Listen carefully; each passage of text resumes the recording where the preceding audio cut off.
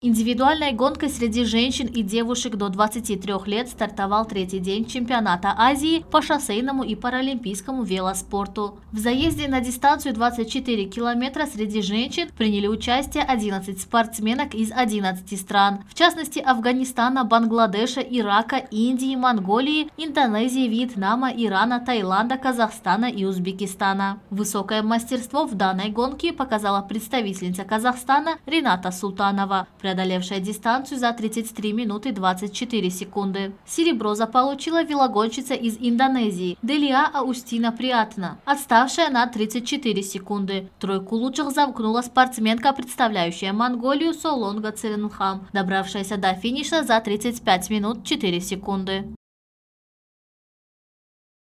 Не передать, конечно, эти эмоции. Я старалась, шла к этому очень долго, и я думаю, что я это заслужила. Как вам наша трасса? Трасса здорово, есть и подъем, спуск, все, равнина, здорово.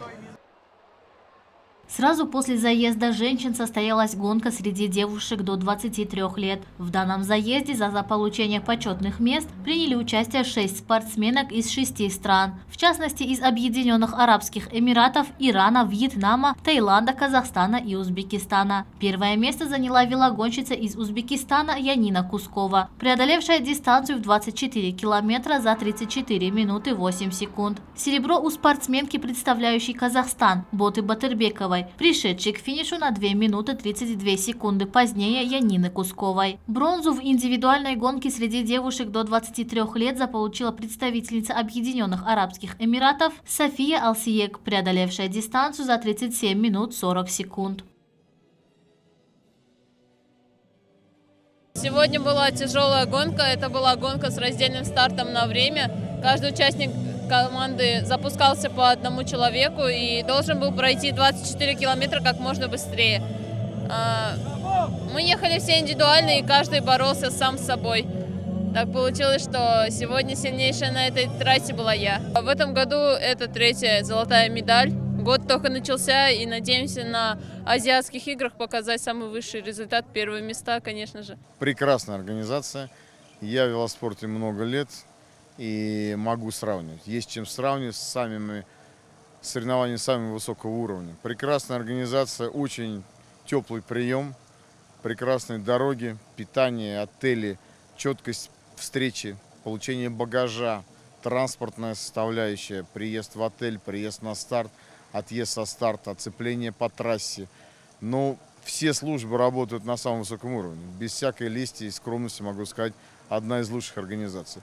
Очень хотел сам выразить личную благодарность руководству. Ну, наверное, оргкомитета выше, не знаю, если получится, будет какой-то банкет или нет. Но пока никаких претензий даже придумать нельзя. Если кто-то из других команд пожалуется, не верьте, все прекрасно.